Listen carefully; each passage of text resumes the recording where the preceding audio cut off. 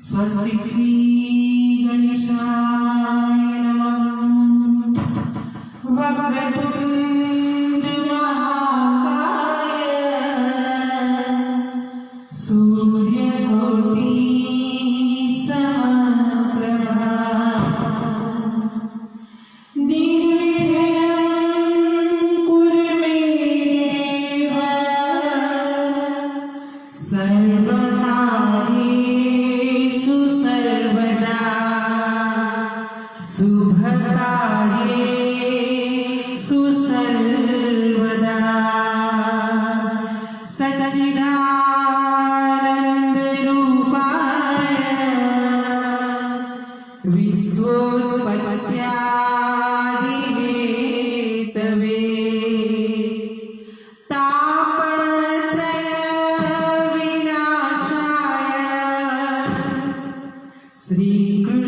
श्रीकृष्णाय वयं नमः।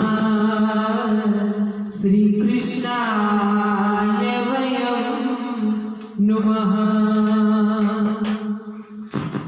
आइए हनुमंत विराजिए कृपा करके आज बल बुद्धि विद्या देहु मोहि हरहु कलेश विकार। मोहि हरहु कलेश विकार।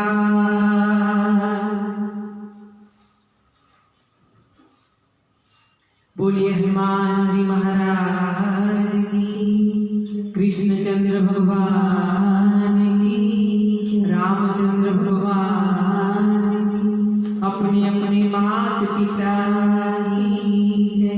जय जय श्री राधे, जय जय श्री राधे, जय जय श्री राधे।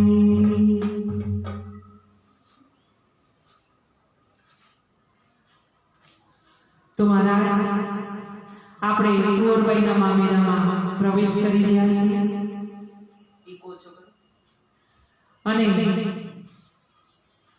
કહેવાય છે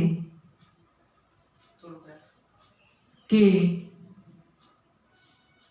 જ્યાં સત્સંગ હોય, જ્યાં કીર્તન હોય, ત્યાં હનુમાનજી મહારાજ બિરાજમાન હોય છે। તો હનુમાનજી મહારાજના ચરણોમાં જે ભક્તિના દાતા છે, જે ભક્તોના સર્વેશ્વર છે, એવા હનુમાનજી મહારાજના ચરણોમાં સાલાસર નરેશના આકડામુખી દાદાના કષ્ટભંજન દેવના ચરણોમાં વંદન કરીને આપણે આગળ વધી રહ્યા છીએ।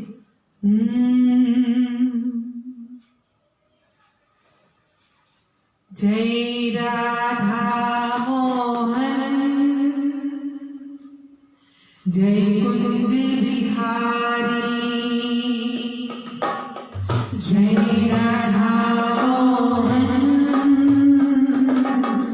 जय कुंज विहारी।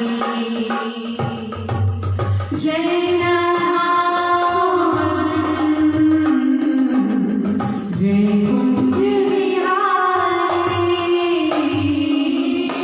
जय राधा मोहन, जय कुंज जय राधा मोहन, जय कुंज विहारी। बोलिए श्री राधे रानी सरकार की। જ્યારે પણ શ્રી કૃષ્ણ બોલવામાં આવે ત્યારે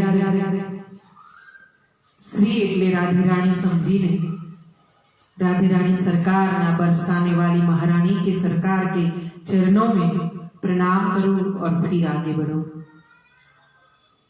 तो महाराज આપણે કાલે સાંભળ્યું કે નરસિંહ મહેતાને નિમંત્રણ નથી અપાયું। નરસિંહ મહેતાના જીવન, નરસિંહજીના જીવનના ચરિત્રમાં આપણે અંદર જરાક ડોક્યું કરીએ ને તો એમના જીવનમાં એટલા બધા દ્રષ્ટાંતો આપણાને મળે છે કે જેનાથી આપણાને ભક્તિ તરફ કેવી રીતે આગળ વધવું, નવતા ભક્તિના બધા જ પ્રકાર નરસિંહ મહેતાના જીવનમાંથી આપણાને મળી રહે છે. હા, પ્રભુને કેવી રીતે પોતે વશ કર્યો. ભગત કે બસ મેં હૈ ભગવાન, ભગત બિના ये कुछ भी नहीं है, भगत है इसी के प्राण. આ વાક્ય જો સિદ્ધ થતું હોય તો નરસિંહ મહેતાની વાતમાંથી સિદ્ધ થાય છે. હા, કે ભગવાન તમે ભક્તિ કરો એટલે તમારી પાછળ પાછળ દોડતા આવે છે. અને એવો જ એક દાખલો નરસિંહ મહેતાના જીવનમાં હુંડીનો આવે છે કે જ્યારે નરસિંહ મહેતાની વાત કરીએ ને ત્યારે આપણે કુંવરબાઈના મામેરાની વાત કરી રહ્યા છીએ, નરસિંહ મહેતાજીના વાત કરી રહ્યા છે, ત્યારે એના જીવનની હુંડી, તમારા અને મારા જીવનની હુંડી પ્રભુ સ્વીકારે એટલા માટે આપણે આ હુંડી ગાવી બહુ જરૂરી છે. તો બન્યું એવું કે નરસિંહ મહેતાની કાલે આપણે વાત કરી કે એમના પત્ની અને બાળકો એટલે કે દીકરો, જવાન દીકરો સ્વર્ગેસી થાવે છે અને એમની વહુ, દીકરાની વહુ એમની સાથે છે. આપણા ગ્રંથોમાં અમુક જગ્યાએ કંઈક જુદું બતાવે છે, અમુક કઈ જગ્યાએ કંઈક જુદું બતાવે છે, પણ અંતે તો આપણે કૃષ્ણ, શ્રી કૃષ્ણ શરણમમાં, હા, આ ભાવનાથી આગળ વધવાનું છે. ગોવિંદ ગોવિંદ. તો મહારાજ પત્ની અને દીકરો સ્વર્ગે સીધાવ્યા છે અને નરસિંહ મહેતાએ કહ્યું છે કે ભલું થયું ભાંગી જંજાળ, સુખે ભજીશું શ્રી ગોપાલ. હા, જે સંત હોય, જે મહંત હોય, એમને એવું નથી હોતું કે બધા મરી જાય પોતાના સગાવાલા, પણ જ્યારે પ્રભુની ઈચ્છાને વશ થવું પડે ત્યારે આ સંત મહંતો એવું વિચારતા હોય છે મહારાજ કે પ્રભુની ઈચ્છા મહાન છે, પ્રભુ બલવાન છે અને એની ઈચ્છાની આગળ કોઈ તરણું પણ હલી શકે નહીં પોતાની ઈચ્છાથી. અને આ જ્યારે પત્ની અને બાળકો, મહેતી અને એમનો દીકરો સ્વર્ગે સીધાવ્યા છે, ગોવિંદ, ત્યારે ગામના લોકોએ કીધું છે કે આપણી નાગરી નાગ, એમ પણ બ્રાહ્મણોમાં નાગર બ્રાહ્મણ એટલે સર્વશ્રેષ્ઠ કહેવાયા.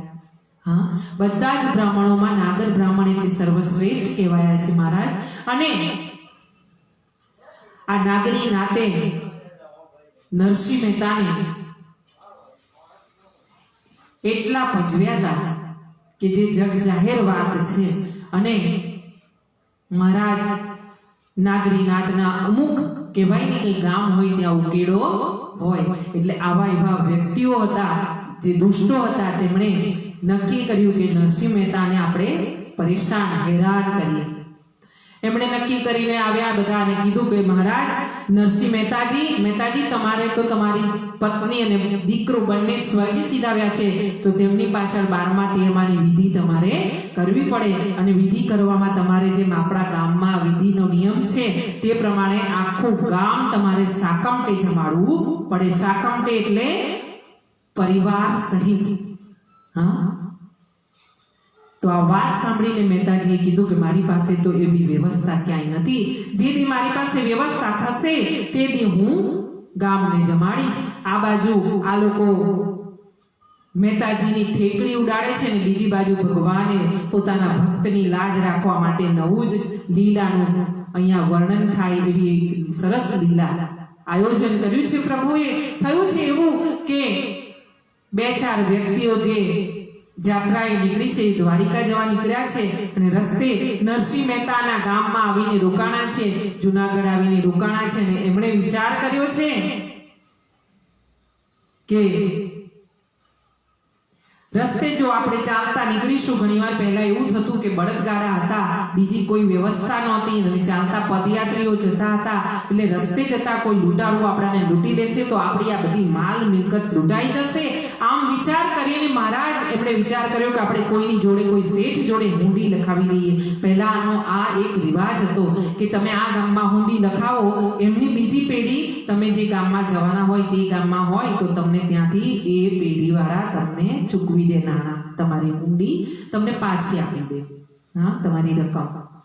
એટલે તમારી રસ્તે જતા જે રકમની તકલીફ પડતી હોય, જેમ કે અત્યારે ATM છે, તમે બેંકમાં નાણાં મૂક્યા, એટીએમ ખિસ્સામાં મૂક્યું, તમે બીજા ગામ જાઓ ને એ બેંકના એટીએમ પરથી તમે કાઢી લો પૈસા, તમારા નાણાં સેફ એકદમ સુરક્ષિત રહી જાય. એ રીતે અહીંયા પ્રભુએ વાત કરી છે.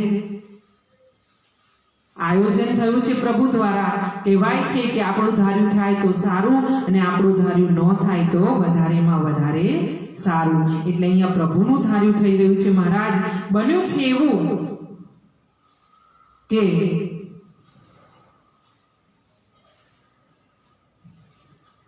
નરસિંહ મહેતાના જે 4 રસ્તા પડે છે ઘરની આગળ, ત્યાં આગળ ચોરા આગળ આ બધા જે વેદિયા લોકો કહેવાય ને કે જે ચોરો ચૌટો નિંદા કરવા માટે ભેગા થાય એક જગ્યા પર, એ જગ્યા પર બધા ભેગા થયા છે. નરસિંહ મહેતાની ઠેકડી કરી રહ્યા છે કે નરસિંહ મહેતાને તો સાકમટે આપણા બધાને જમાડવાનું આપણે કહેવું છે, એને આ જ રીતે આપણે કામ કરાવવું છે, ભલે એ હેરાન થઈ જતો.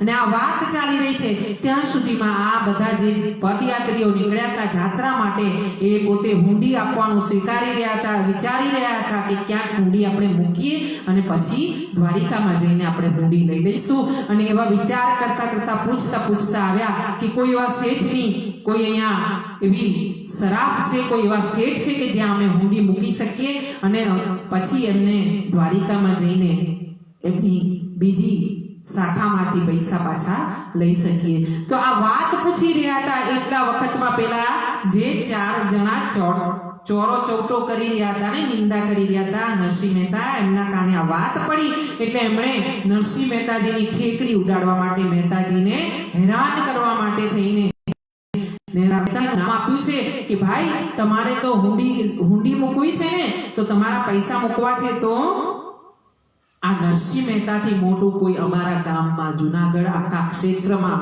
ક્યાંય કોઈ મોટો શેઠ નથી. આ મહેતાજીની ડેલીએ જજો અને ત્યાં જઈને તમે તમારી હુંડી મુકાવજો ને પછી તમને ત્યાં દ્વારિકામાં એમની બહુ મોટી શાખા છે, ત્યાં તમને તમારી રકમ પાછી મળી જશે. આમ કહીને તેમણે નરસિંહ મહેતાનું ડેલી એટલે કે એમનું ઘર બતાવ્યું છે. આ લોકો તો મોટી હવેલી જોઈને ખુશ થયા છે.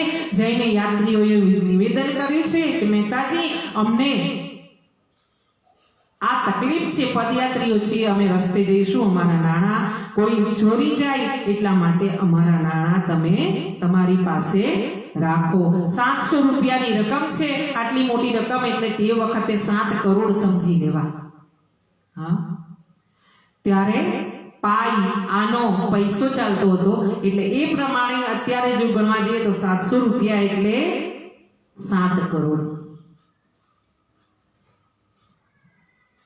તો મહારાજ નરસિંહ મહેતાએ હાથ જોડીને વિનંતી કરી છે કે ભાઈ હું કોઈ શેઠ નથી, હું કોઈ મોટો માણસ નથી, હું તો ભગત છું, હું નાનો એવડો પૂજારી છું ભગવાનનું નામ સ્મરણ કરું છું, હું બ્રાહ્મણ છું, નાગરી નાતનો, અને મારા ઘરે ખાવાની તકલીફ છે. ભગવાન તમે મારા ઘરે આ રીતે ન વ્યવહાર કરશો, મારાથી તમારા પૈસા પાછા ચૂકવાશે નહીં. ઘણી આજીજી કરવા છતાં પેલા લોકોએ એવી રીતે આને સમજાવ્યા હતા પદયાત્રીઓને કે જો તમને પહેલા ના પાડશે, બહુ નાટક કરશે, બહુ મોટા શેઠ છે એટલે નાની રકમ લેશે નહીં અને આ નાની રકમ તમારે આપવી છે ને તો તમારે એમને મનાવવા પડશે. એટલે આ બાજુ શેઠને મનાવવા માંડ્યા છે. એમને ખબર પડી ગઈ છે કે આ તો શેઠ છે અને એ શેઠ નાની રકમને લીધે આપણાને ના પાડી રહ્યા છે.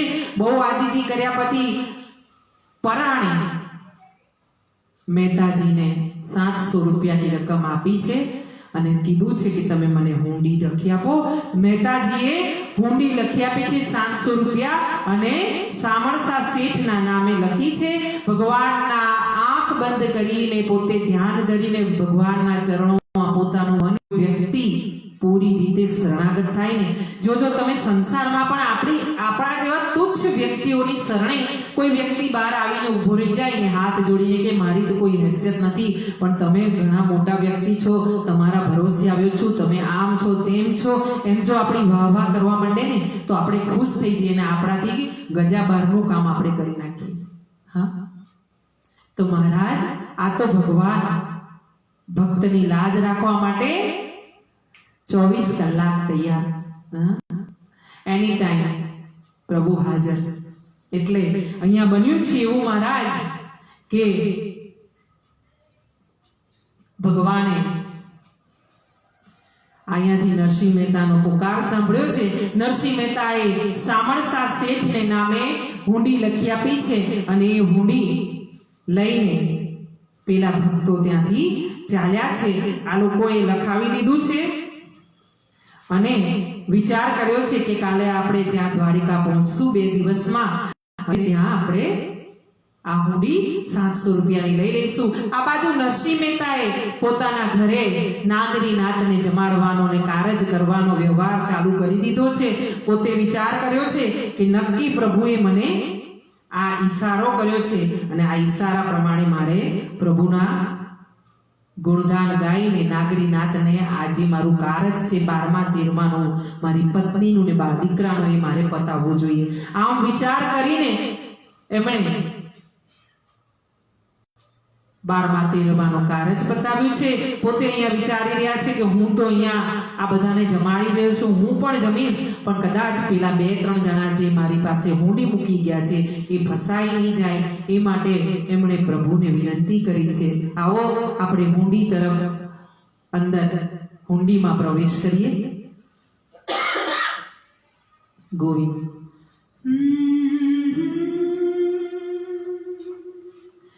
કહેવાય છે જે હુંડી ગાય છે, જે હૃદયથી ગાય છે, હૃદયના ઊંડાણથી ગાય છે, પુકાર કરે છે, તેની કોઈ પણ મુસીબત હોય તે પ્રભુ પોતે પોતાના હાથ વડે સ્વયં એનું નિરાકરણ કરે છે.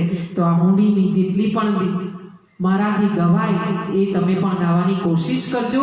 જ્યારે પણ તમે મારો આ વિડીયો જુઓ ત્યારે હુંડી ગાવાની કોશિશ કરજો અને મારી સાથે ગાજો.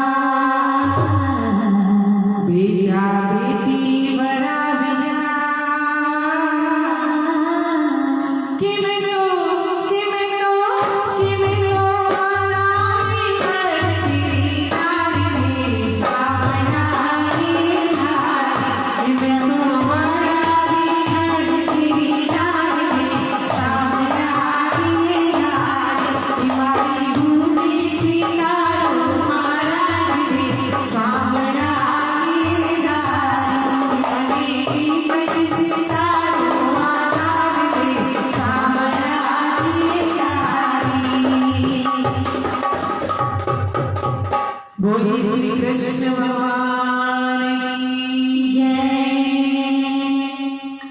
તો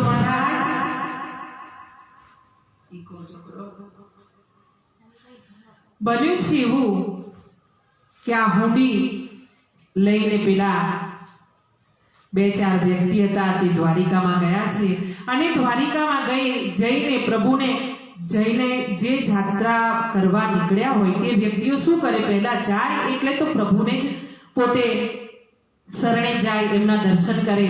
હા, એટલે આ લોકો એવું કર્યું છે કે પોતે દર્શન કરવા નીકળ્યા છે, દર્શન કર્યા છે, ગોમતીના ઘાટે દર્શન કર્યા છે, દ્વારિકાધીશના દર્શન કર્યા છે, પ્રભુને નમસ્કાર કર્યા છે. આપણે પણ મનોમન દ્વારિકાધીશના દર્શન કરીએ. ગોવિંદ બોલીએ દ્વારિકાધીશ કી જય, ડાકોર કે ઠાકોર કી જય. તો મહારાજ અહીંયા યાત્રાળુઓએ દ્વારિકાધીશના દર્શન કર્યા છે અને હું કહું કે તમને દર્શન કરવા એટલે કેવી રીતે કરવા? હા, દર્શન કરવા એટલે જ્યારે પણ તમે કોઈ મંદિરમાં કોઈ મૂર્તિ, તમારા ઈષ્ટદેવના મૂર્તિના દર્શન કરો એટલે સ્વયં સાક્ષાત પ્રભુ બિરાજમાન છે એવું વિચાર કરીને તમારે દર્શન કરવા જોઈએ. હા, તમારે એવું મગજમાં તમારે ને મારે એવું ધારી લેવું પડે કે સામે પ્રભુ બિરાજમાન છે. ગોવિંદ જ્યારે પ્રભુની મૂર્તિના તમે દર્શન કરો ને ત્યારે પહેલા તમારે પ્રભુના લલાટના દર્શન કરવા, પછી આંખોના, નેત્રોના, નયનોના દર્શન કરવા અને એવા સુંદર નયનોના દર્શન કર્યા પછી મને નથી લાગતું કે કોઈને ક્યાંય બીજું કશું જોવાનું બાકી રહેતું હોય. હા, મહારાજ એ પછી પ્રભુના અધરોના દર્શન કરવા, મુખડાના દર્શન કરવા. કહેવાય મુખડાની માયા લાગી રે મોહન પ્યારા, મુખડાની માયા લાગી રે. હા, મુખડાની માયા લાગી રે મોહન પ્યારા, મુખડું મેં જોયું તારું, સર્વ જગત થયું ન્યારું, મન મારું રહ્યું મારું રે મોહન મારા. હા, આ રીતે પ્રભુના મુખનું દર્શન કરવું જોઈએ. દર્શનના પણ પ્રકાર હોય છે અને આ રીતે દર્શનમાં શ્રેષ્ઠ પ્રકાર આ છે કે તમે પ્રભુના કપાળના, પછી તમે એમના નેત્રોના, પછી તેમના અધરના, મુખડાના દર્શન કરો અને પછી પ્રભુની વક્ષસ્થળના દર્શન કરો. વક્ષસ્થળના દર્શન કર્યા પછી તમે પ્રભુના કટી ભાગના દર્શન કરો. કટી ભાગના દર્શન કર્યા પછી પ્રભુના ચરણોના દર્શન કરો. હા, અને ચરણોમાં એવું મન લગાવો કે પ્રભુના ચરણોમાંથી પછી તમારું મન, હૃદય, બુદ્ધિ, તમારી વાણી ત્યાંથી પછી ક્યાંય આગી જઈ શકે નહીં. કારણ કે કહેવાય છે કે કૃષ્ણ એટલે કની નીચે જે આંકડો છે ને એ આંકડામાં તમને એવો ભેરવી લે ને કે એના ચહેરાના, એના સુંદર મુખારવિંદના દર્શન કરો, એના કટી પ્રદેશના દર્શન કરો અને એના ચરણોના દર્શન કરો ને એટલે તમને પછી દુનિયામાં ક્યાંય કશું જોવા જેવું લાગે નહીં. ક્યાંય પછી તમને બીજું જોવાને તમારું મન તડપે નહીં અને ક્યાંય તમારું મન બીજે જવા માટે ઈચ્છા કરે નહીં. આ કૃષ્ણ હા, જ્યારે આંખો ખોલીને પ્રભુના દર્શન કરો ને મારા વાલા, ત્યારે આંખમાં પ્રભુની એક છબીને એવી બેસાડી દો, એવી સજડ કરી લો કે પછી જ્યાં પણ જુઓ ને ત્યાં અમારામાં, તમારામાં, અહીંયા, ત્યાં, ઉપર, નીચે, આજુબાજુ કૃષ્ણ કૃષ્ણ કૃષ્ણ કૃષ્ણ કૃષ્ણ કૃષ્ણ કૃષ્ણ કૃષ્ણ. હા, ક્યાંય કૃષ્ણ સિવાય કશું ન દેખાય એવું હૃદયને ટેવ પાડી દો. હા, રોજનો નિયમ કરી દો કે આજે મારે સવારે મંદિરે જવું જ અને સવારે સ્નાન કર્યા પછી મંદિરે જઈને પછી આવો, પછી જ મોઢામાં અન્ન મૂકવું, આવો એક નિયમ પાડી દો. જો એવું ના થાય તો સંધ્યાના સમયે એકવાર દર્શન કરવા, અને દર્શન કરવા જાઓ ને સાથે પોતાના બાળકો જો નાના હોય, કા દાદા દાદી તમે હો તો તમારા પૌત્ર પૌત્રી હોય તેને પણ સાથે લઈ જતા શીખી જાઓ. તમારો ઉદ્ધાર થશે. તમારું ગાડું ક્યાંય નહીં રોકાય. તમને ક્યાંય તકલીફ સંસારિક જીવનમાં નહીં આવે એની ગેરંટી હું તમને અહીંયાથી આપું છું મહારાજ. હા, પણ પહેલા તમારે ટેવ પાડવી પડશે. તમારા હૃદયને, તમારા મનને, તમારી બુદ્ધિને એકાગ્ર કરવી પડશે, અને પછી મારો વાલો, મારો કૃષ્ણ તમને આનો જવાબ આપશે. હા, તો મહારાજ આ હુંડી લઈને પેલા બંને જણા યાત્રિકો જે આવ્યા છે તે પહોંચ્યા છે, દર્શન કર્યા છે, અને પછી પોતાને પૈસાની જરૂર હોવાથી પેલી હુંડી પાછી લેવા માટે એમણે આ પેઢીને શોધવા માંડ્યા છે કે સામળિયા શેઠ, સામણસા શેઠ નામની ક્યાં કોઈ શાખા છે, કઈ પેઢી છે. એટલે એમણે બધી જગ્યાએ દ્વારિકામાં પૂછ્યું છે, ભાઈ સામણસા શેઠની પેઢી, ભાઈ સામણસા શેઠની પેઢી, ભાઈ સામણસા શેઠની પેઢી ક્યાં છે? હા, પણ બધાએ કીધું છે કે અહીંયા તો કોઈ દ્વારિકામાં અમારી આટલી પેઢી નીકળી ગઈ અહીંયા, પણ અમે ક્યાંય સામણસા નામની પેઢી જોઈ નથી. અને લાગે છે કે તમને કોઈએ ઉલ્લુ બનાવ્યા, મૂર્ખા બનાવ્યા છે, તમને કોઈએ છેતરી લીધા છે ને તમારા પૈસા પડાવી લીધા છે.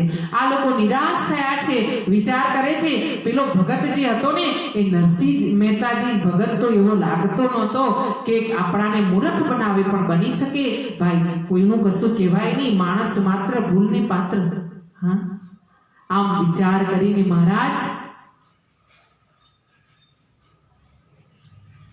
પેલા લોકો ઉદાસ થયા છે, વિચાર કરી રહ્યા છે કે જો આજે આપણાને હુંડીમાં આપેલા પૈસા કોઈ પેઢી પરથી પાછા નહીં મળે તો આજનો દિવસ ફક્કમ ફક્કા, આજે આપણાને ખાવા માટે કશું મળવાનું નથી. હા, કારણ કે પૈસા નથી, વ્યવસ્થા નથી. એટલે મહારાજ એ લોકોએ વિચાર આમ કરતા કરતા બધે ફરી વળ્યા છે, દ્વારિકા આખું ફોડી લીધું છે, અને પછી જઈને એ લોકો ગોમતીના કિનારે બેઠા છે. ગોમતીજીના કિનારે બેઠા છે, રળિયામણો કિનારો છે. આપણે ડાકોરમાં જઈએ ને ત્યાં પણ ગોમતીજીનો કિનારો જોવા લાયક હોય છે, પણ કહેવાય કે ડાકોરના કિનારામાં અને ગોમતીજીના દ્વારિકાના કિનારામાં ઘણો અંતર છે. હા, હું ડાકોરની છું એટલે મને ડાકોરનો કિનારો ગોમતીજીનો બહુ જ વાલો છે, અને એટલા માટે બે લાઈન. ડાકોરના ઠાકોર પુકાર્યા કરીશું, ગોમતીને ઘાટે ગુજારો કરીશું, ગોમતીને ઘાટે ગુજારો કરીશું. ડાકોરના ઠાકોર પુકાર્યા કરીશું, ગોમતીને ઘાટે ગુજારો કરીશું, ગોમતીને ઘાટે ગુજારો કરીશું. પેલું છોકરું છે. રૂઠસે જો ઠાકોર ડાકોર ધામે, રૂઠસે જો ઠાકોર ડાકોર ધામે, દિલના ઝરૂખે મનાવ્યા કરીશું, ગોમતીને ઘાટે ગુજારો કરીશું, ગોમતીને ઘાટે ગુજારો કરીશું. બોલે ડાકોરના ઠાકોરની જય. તો મહારાજ અહીંયા પેલા યાત્રિકો શોધી રહ્યા છે કે ક્યાંક સામણસા શેઠ નામની પેઢી મળી જાય ને અમારી હુંડી અમને પાછી મળી જાય. બધાએ કીધું છે કે તમને આ લોકોએ મૂર્ખા બનાવ્યા છે. ગોમતી કિનારે આવ્યા છે ને ગોમતીના કિનારે પગ બોળીને પાણીમાં કિનારા પર બેઠા છે, નિરાશ વદને ઉદાસ થઈ ગયા છે કે આજનો દિવસ તો આપણે ખાવા પીવાની ને રહેવાની વ્યવસ્થા ક્યાંય મળવાની નથી, કારણ કે આપણી પાસે પૈસા નથી. આમ વિચાર કરીને ઉદાસ બેઠા છે. ત્યાં સંધ્યાકાળનો સમય થતા એક ઊંચો ડાબો માણસ કે જેણે પાઘડીની તીરછી આંટીઓ મારી છે, પાઘડીમાં એક જગ્યાએ મોરપીંછ નાખ્યું છે, કાનની ઉપર એક કલમ લગાવી છે અને મહારાજ એ કલમને સાથે પોતે ચંદનના તિલક કરેલા છે અને એ ચંદનના તિલકની સાથે તેમણે સફેદ એકદમ બગલાની પાંખ જેવું કેડિયું પહેર્યું છે, કેડિયામાં ત્રણ જગ્યાએ ગાંઠો મારી છે અને કમરમાં એક કેડિયા વડે એક ખેસ વડે ગાંઠ મારીને કમર બાંધી છે અને ધોતિયું એવું પહેર્યું છે કે જાણે કે પગથી થોડુંક એક વેંત ઊંચું છે અને ધોતિયામાં ચાર આંગળની પટ્ટી વાળી ડિઝાઇન મારેલી છે. આવું ધોતિયું પહેરીને હાથમાં મોટો ચોપડો લીધો છે અને કાન ઉપરથી કલમ લઈને નામ સાંભળીને નામ વાંચીને બોલી રહ્યા છે, અરે ભાઈ કોઈ છે સામણસા શેઠની હુંડી લઈને આવેલું, કોઈ છે જુનાગઢથી નરસિંહ મહેતાજીની હુંડી લઈને આવેલું, કોઈ છે કે આમ જ્યાં બૂમો પાડી રહ્યા છે ત્યાં પેલા જે નિરાશ વધેને પાણીમાં પગ બોળીને ગોમતીજીમાં બેઠા હતા તે લોકો ઊભા થયા છે, હસતા હસતા દોડતા આવ્યા છે, આવીને નમસ્કાર કર્યા છે, જય શ્રી કૃષ્ણ ભાઈ, જય શ્રી કૃષ્ણ, રાધે ગોવિંદ ભાઈ અમે છીએ. પેલો જે ભાઈ સામણસા શેઠ બનીને આવ્યો છે એ ખુદ ભગવાન છે. હા,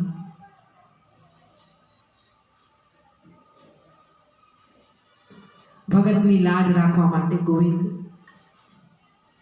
ભગતની લાજ રાખવા માટે ભગવાન આજે સામણસા શેઠ બન્યા છે. પોતે ધોતી અને કેડિયું પહેરીને માથે પાઘડી પહેરીને આવ્યા છે. એવો સુંદર દેખાવ છે પ્રભુનો કે તેના દર્શન માત્રથી હૃદયમાં આનંદ છલકાય છે. એટલે પેલા લોકો આવીને દોડીને તેમને સામે આવીને જય શ્રી કૃષ્ણ, રાધે શ્યામ, જય શ્રી કૃષ્ણ કર્યા છે અને કહ્યું છે, ભાઈ તમે ક્યાં હતા? પેલા ભાઈએ કહ્યું છે, હરિઓમભાઈ, પેલા ભાઈએ કહ્યું છે કે જો તમે આજે નહીં આવતે ને તો અમારે ભૂખ્યા રહેવું પડતે. હા, અને સામે જે સામણસા શેઠ આવ્યા છે તેમણે કહ્યું છે કે ભાઈ જો પેઢીમાંથી મારે આજે તમને ન ચૂકવ્યા હોતે ને પૈસા તો મહારાજ મને મારા શેઠજીનો ઠપકો સાંભળવો પડતે, નરસિંહ મહેતાજીનો ઠપકો સાંભળવો પડતે, મારી પેઢીનું નામ ખરાબ થતે અને એટલા માટે મારી નોકરી જતે. ભાઈ જો આજે હું તમને આ પૈસા ન ચૂકવતે તો હુંડી ન ચૂકવતે. અને ત્યાં જ રાણી છાપના સોનાના સિક્કા ખડીમ કરીને 700 રૂપિયા ચૂકવ્યા છે અને પછી તેમને સુંદર ભોજન કરાવ્યું છે, અનેક પ્રકારના પકવાન જમાડ્યા છે અને એ યાત્રિકો પોતાની જ હવેલીમાં આરામ કરાવીને દર્શન કરાવ્યા છે. દ્વારિકા આખાના દર્શન કરાવીને પછી બીજે દિવસે અમને વિદાય કરી છે. સામણસા શેઠે વળતી વખતે પાછા આવીને નરસિંહ મહેતાને પેલા લોકો મળ્યા છે, દર્શન કરીને બે હાથ જોડ્યા છે, નરસિંહ મહેતાને રાધે શ્યામ, જય શ્રી કૃષ્ણ કહીને કર્યું છે કે મહેતાજી તમારી પેઢીનું નામ એટલે કહેવું પડે ભાઈ તમારું ગામ. હવે પછી અમારા ગામમાંથી અમારા આજુબાજુના પ્રદેશમાંથી કોઈ જો જાત્રા કરવા નીકળશે ને દ્વારિકાની તો અમે તમારી પેઢીનું નામ આપીશું, તમારી પેઢીમાં જ હુંડી મૂકવાની વાત કરીશું. કારણ કે તમારી પેઢીવાળા ભાઈ એટલા સુંદર અને એટલા સજ્જન કે તેમણે અમને સુંદર પકવાન જમાડ્યા, અમારી સેવા કરી, અમને રાતવાસો રહેવાની સુંદર વ્યવસ્થા કરી અને આખા દ્વારિકામાં અમને દર્શન કરાવીને પછી વિદાય કર્યા. ભાઈ અમને કોઈ તકલીફ ત્યાં પડી નહીં, અમારે કોઈ તકલીફ વસ્તુ શોધવી પડી નહીં. હા, બોલીએ દ્વારિકાધીશ ભગવાન કી જય. અને આ સાથે અમે એક સહી કરેલો પત્ર લઈને આવ્યા છીએ અને એમાં સહી કરેલી જોઈ નરસિંહ મહેતાએ શું કીધું છે? પેલા સામણસા શેઠે જે કીધું તું એ વાત અહીંયા આ યાત્રિકો કહી રહ્યા છે. શું કીધું તું? હુંડી લાવો હાથમાં,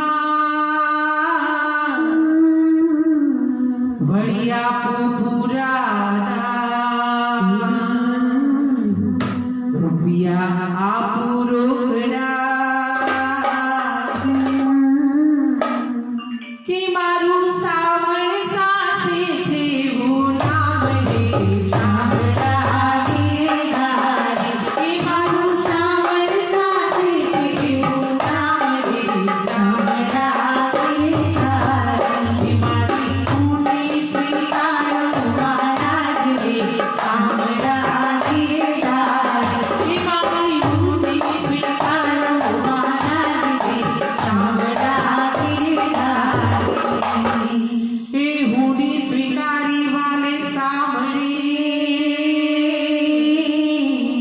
વળી અરજે કીધા કામ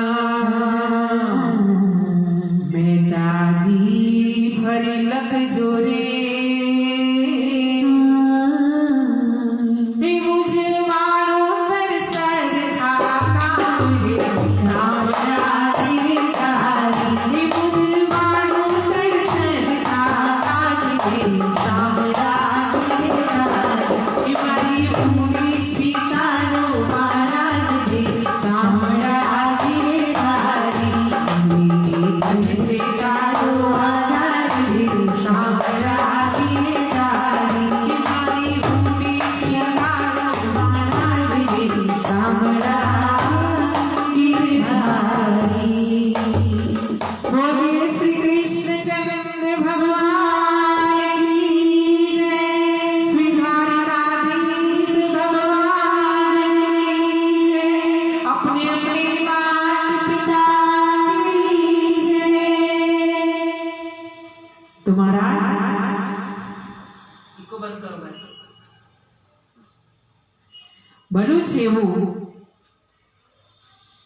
કે જે ભરોસો રાખે છે એની નાવડી ભગવાન પાર પાડે છે જે બુદ્ધિ સહિત પોતાનું મન હૃદય અને વાણી પ્રભુના ચરણોમાં અર્પણ કરે છે ને ત્યારે પ્રભુ નિશ્ચિત થઈને વિચારી લેજો કે ત્યારે પ્રભુ તમારું બુદ્ધિ સહિત મન વિનય અને વિવેક ઉમેરીને તમને પાછું આપે છે હા મેં મારા ગુરુજનો તરફથી સાંભળ્યું છે અને મને વિશ્વાસ છે મેં પણ અનુભવ કર્યો છે કે જ્યારે તમે બુદ્ધિ સહિત તમારું હૃદય મન અને વાણી તમે પ્રભુના ચરણોમાં અર્પણ કરો છો ને તમારી વાણીને હા તો તમારી વાણી અને તમારા હૃદય તમારી બુદ્ધિને વિનય અને વિવેક ઉમેરીને પાછા તમને પ્રભુ આપે છે આમાં કોઈ શંકા નથી જેણે ભરોસો રાખ્યો છે તેનો ભરોસો પ્રભુ નાવડી પાર પાડે છે હા ક્યારેય પણ ઉપેક્ષા ન કરે કોઈની એનો ભરોસો પાર પડે છે ભગત કોને કહેવા ભગત ભજન મફત જગત હા ભગત કરે ભજન મફત કરે અને સાંભળે આખું જગત એકદમ મફત કેમ ભજન એ ક્યારેય વેચાતા નથી અને જો વેચાય તો એ ભજન હોતા નથી એટલે અહીંયા કીધું છે કે જેને ભરોસો રાખવો હોય ને એને ક્યારેય કોઈની ઉપેક્ષા ન કરવી જેને પ્રભુ પર ભરોસો હોય ને એને કોઈ દિવસ અહંકાર ન કરવો અભિમાન ન કરવું કેમ કે અભિમાન કરશો ને મહારાજ તો પ્રભુ તમને ત્યાં ટકવા નહીં દે તમારી જગ્યા પર તમને પ્રભુ ઊભા રહેવા નહીં દે પોતાની સાથે પોતાની સામે ઊભા રહેવા દેશે નહીં એટલે તો પ્રભુએ વારંવાર સુંદરકાંડમાં કીધું છે મોહે કપટ છળ છિદ્ર ન ભાવા હા નિર્મળ મન જેનો દ્રોહી મોહી પાવા વારંવાર પ્રભુએ કીધું છે કે મારી સામે જ્યારે તમે આવો છો ને ત્યારે હું તમને મારા જેવા બનાવી દઉં છું મહારાજ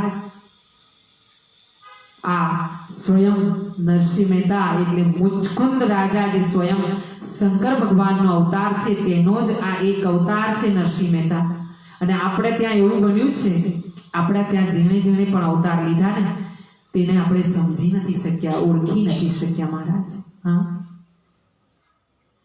જ્યારે કૃષ્ણ હતા ને સ્વયં પ્રભુ પોતે સુદર્શન ધારણ કરતા હતા અને સામે રહેતા દુષ્ટોનો સંહાર કરતા હતા ને છતાં પણ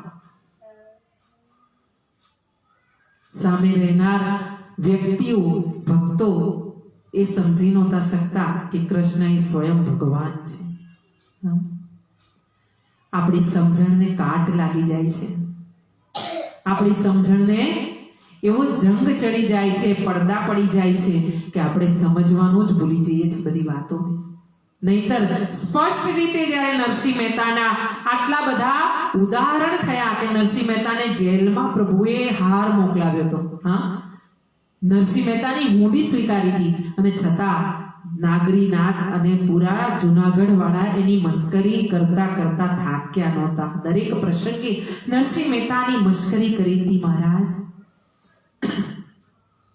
જો નરસિંહ મહેતાની ગોવિંદ, નરસિંહ મહેતાની મસ્કરી થતી હોય તો તમે અને હું, અને ખાસ કરીને હું, શું હેસિયત છે અમારી, શું ઓકાત છે આપણી કે આપણા સમાજમાં મસ્કરી ન થાય, હા, આપણી વાત ન થાય. એટલે એક વાત રાખજો મગજમાં યાદ કે જ્યારે તમે ઉપરના સ્થાન પર પગથિયા ચડતા જશો, જેમ જેમ તમારી પદવી ભગવાનના ચરણોમાં, ભગવાનની નજરમાં વધતી જશે ને, તેમ તેમ તમારી આલોચના, નિંદા થતી જશે, વધતી જશે. તમારી નીચેની વ્યક્તિઓ તમારી આ જે પ્રગતિ છે ને એને સહન નહીં કરી શકે અને એના લીધે એ તમારી આલોચના, તમારી નિંદા, તમારી બુરાઈ, તમારી વાતો કરશે. નરસિંહ મહેતાને એટલી ઠેકડી થતી કે આવ્યો મોટો ભગત, ના જોયો હોય તો મોટો ભગત, ખાવાના ફાંફા છે, બૈરી મરી ગઈ છે, દીકરો જવાન મરી ગયો છે, અને તોય છતાં રાધે કૃષ્ણ શ્રી કૃષ્ણ, રાધે કૃષ્ણ શ્રી કૃષ્ણ કર્યા કરતો હોય છે. નરસિંહ મહેતાની નજર સામે એમની ઠેકડી થતી. નરસિંહ મહેતાને તો કોઈ વાર ધોતી ખેંચવામાં આવતી. એવા નરસિંહ મહેતા પણ છતાં પ્રભુની સામે, આવતાની સામે પોતે રટણ રાત દિવસ કરતા. જ્યાં એમને ભજન મળતા ત્યાં ભજન ગાવા બેસી જતા. ત્યાં એમને દેહનું પણ ભાન ન રહેતું. હા, તો બીજા કશાનું ભાન તો ક્યાંથી રહે? આટલી બધી તો આપણી લાયકાત નથી, પણ એટલી લાયકાત તો આપણે કેળવી શકીએ કે દિવસમાં અમુક સમય આપણે પ્રભુ નામ સ્મરણ ન આપી શકીએ. કોઈના માટે નહીં, આપણા પોતાના માટે, આપણા પોતાના જીવનના ઉદ્ધાર માટે આપણે આટલું તો કરી શકીએ. હા, કોઈ એક નિયમ તો આપણે લઈ શકીએ કે આજે આજથી શરૂ કરીને હું કોઈ દિવસ ગુસ્સો ન કરું. બની શકે તો હું એક દિવસ અઠવાડિયામાં મૌન રહું. બની શકે તો હું અઠવાડિયામાં 5 દિવસ 5 માળા કરું. હા, એક દિવસ ઉપવાસ કરું, એક દિવસ કોઈને જમાડું, ગરીબ ગુરબાને. આવા એકાદ નિયમ જો આપણા દ્વારા લેવાય અને સફળ થાય, ધીરે ધીરે સફળ થાય, એકદમ સફળ ન થાય, તો એ માટે ધીરજ રાખવી જરૂરી છે. એટલે કહેવાય છે કે કરેલું કર્મ કોઈ દિવસ નિષ્ફળ જતું નથી. તમે જે કર્મ કરો છો ને એ કર્મ ક્યારેય વિફળ જતું નથી. સારું કર્મ સારું ફળ આપે છે, ખોટું કર્મ ખોટું ફળ આપે છે. મેં મારા ગુરુજનો સાથે ગામડે ગામડે ફરીને કથા સાંભળી હતી. હું કથા સાંભળવા માટે ગામડે ગામડે મારા નાના બાળકો લઈને હું દોડી હતી. તો આજે હું વ્યાસપીઠ પર બેસીને 2 શબ્દ બોલી શકું એટલી મારી લાયકાત ભગવાને મને કેળવી આપી છે. હા, મેં વ્યાસપીઠને નમન કરીને દરેક જગ્યાએ એની પાછળ દોડી હતી. મને યાદ છે ઘણી જગ્યાએ એવું હતું કે જમવાની વ્યવસ્થાઓ નહોતી, ઘણી જગ્યાએ એવું હતું કે રહેવા માટેની વ્યવસ્થા નહોતી. હું જ્યાં કથામાં મારા ગુરુજીની સાથે સાથે જતી ને, ઘણી જગ્યાએ એવું બનતું કે ત્યાં પાણીની વ્યવસ્થા ન બનતી. મારા બાળકોને અંધારામાં મચ્છર કરડે એવી હાલતમાં મારા નાના મહિના, 2 મહિના, 5 મહિનાના બાળકોને લઈને હું દોડતી. અને એ મારી જે મહેનત એ પ્રભુએ ધ્યાનમાં લીધી છે અને પ્રભુએ મને મારી હેસિયત કરતાં વધારે આપ્યું છે. તો જેણે પણ જે કર્યું છે ને એનું ફળ મળવાનું જ છે. એટલે વિશ્વાસ રાખો. જેણે પ્રભુ પર વિશ્વાસ રાખ્યો છે એનો પ્રભુ કોઈ દિવસ એળે વિશ્વાસ જવા નથી દેતા. પ્રભુ હાથ પકડીને રહે છે. મહારાજ બોલીએ શ્રી કૃષ્ણચંદ્ર ભગવાન કી જય. અને આ કથા જ્યારે ચાલતી હોય ક્યાંય પણ, તો એમાં શ્રોતાની વાત કહેવામાં આવી છે. કીધું છે મોરારી બાપુએ કે શ્રોતા 4 પ્રકારના હોય છે. કયા હોય છે? 4 પ્રકારના શ્રોતા હોય છે. ચાતક એટલે જે પણ ચંદ્રની શીતળતા આવે તેને પોતે મોઢું ખોલીને એ ગ્રહણ કરી લીધી અને પછી કશું બોલવું નહીં. વક્તાનું વક્તવ્ય ઝીલી લેવું, એમાંથી કોઈ તર્ક કરીને બીજી વાતો ઊંધી છતી કરવી નહીં. નહીંતર શું થાય, વક્તા જ્યારે વક્તવ્ય આપતા હોય ને ત્યારે સાથે સાથે બીજા પણ પોતાનું આપતા હોય શ્રોતામાંથી. આ તો આમાં તો ભૂલી ગયા, આમાં તો આમ આવતું હતું અને આમ કીધું. બીજા હોય હંસ હોય શ્રોતા, એ હંસ પ્રકારના, પહેલા પ્રકારના હોય ચાતક પ્રકારના, કે જે વક્તવ્યને ખાલી સાંભળે, પોતે પોતાના હૃદયમાં ઉતારે, ફક્ત શ્રવણ કરીને ઉતારે. અને પછી હંસ હોય કેવા હોય કે જે દૂધ અને પાણી હોય એમાંથી દૂધ પી જાય ને પાણી રહેવા દે. પાણી છે એની ચિંતા નથી, પણ જે દૂધ હતું ને એનો આનંદ છે, દૂધનો આનંદ કરે. અને પછી મહારાજ સુખદેવજી જેવા, સુખદેવ એટલા કે જેટલું સાંભળ્યું હોય ને એવું પટ બોલ્યા જ કરે. પોતાના ઘરે જાય તો પણ બોલે, અને મંડપમાં બેઠા હોય ને કથાના ત્યાં પણ બોલે. સુખદેવ જેવા આ શ્રોતાઓ હોય એ તો આમ બોલ્યા, મહારાજ આવું બોલ્યા, એમાંથી આમ હતું, પેલામાં તેમ હતું, પેલામાં આમ વાત આવી હતી. સુખદેવ જેવા શ્રોતાઓ હોય ને એને તમે રામ શીખો તો રામ બોલે, અને તમે જો અપશબ્દો ગાળો શીખો ને તો ગાળો પણ બોલે. પણ સુખદેવજી જેવા નહીં, સુખ જેવા, સુખ, માફ કરજો મને, સુખ જેવા એટલે પોપટ જેવા. પોપટ હોય ને એને તમે જે શીખો ને એ બોલે. સુખદેવજી જેવું બનવું આપણી લાયકાત નથી. આપણા એવા અસંખ્ય જન્મ નીકળી જાય ને તો પણ આપણે સુખદેવજીને બરાબર, એમના ચરણના રજની બરાબર ન થઈ શકીએ. સુખદેવજી મહારાજ કી જય. તો મહારાજ બીજા હોય છે મીન જેવા. મીન એટલે માછલી. ખુલ્લી આંખે પાણીમાં તરે, સાવધાની રાખે અને સાવધાની પૂર્વક કથાનું શ્રવણ અને ગ્રહણ કરે. માછલી જેવા. આજુબાજુ બેઠા હોય એ તમને પંખો, બહુ ગરમી લાગતી હોય ને પંખો નાખતા હોય ને તો એનો વિચાર ન કરે કે બહુ ગરમી લાગે છે. પાછા પોતે જો નાસ્તાનો ડબ્બો જો પડોશીઓ લાવ્યા હોય ને પોતે નાસ્તો કરતા હોય કે પાણી પીતા હોય ને તો એમને ધરે ને તો એ પોતે ગ્રહણ ન કરે. કથામાં બેઠા છીએ, શુદ્ધતાથી બેસવું જોઈએ. 2 કલાક કથામાં જો તમે ન બેસી શકતા હો તો પછી તમારા જીવનમાં તમે કરી શું શકો? જો 2 કલાક તમે શાંતિથી ના કાઢી શકતા હો કથામાં, પાણી વગર, ગરમી છે, ઠંડી છે, ન સહન કરી શકતા હો તો તમારા જીવનની તકલીફો, મુસીબતોને તમે શું સહન કરી શકવાના છો? જાગૃતિપૂર્વક કથા સાંભળે એનું નામ મીન જેવા વક્તા. અહીંયા એક વક્તા હું ઉમેરું છું, વરુ જેવા વક્તા હોય. વરુ જેવા એટલે બોલીને બીજાને ડરાવે. કથામાં પણ બોલ્યા જ કરે, શાંતિ ન રાખે, પોતાની વાત તો બોલે જ પણ બીજાની વાતો પણ બોલ્યા જ કરે. બડબડ આ આવશે, પેલું આવશે, આમ આવ્યું, પેલું ના આવ્યું, મહારાજે આવી ભૂલ કરી, એમ કરીને વિક્ષેપ પાડે. આ કથા પતે તો બીજી કથામાં જાય, પણ બીજી કથામાં પણ ત્યાં જઈને આ જ બધી વાતો એમના તરફથી ચાલુ રાખે.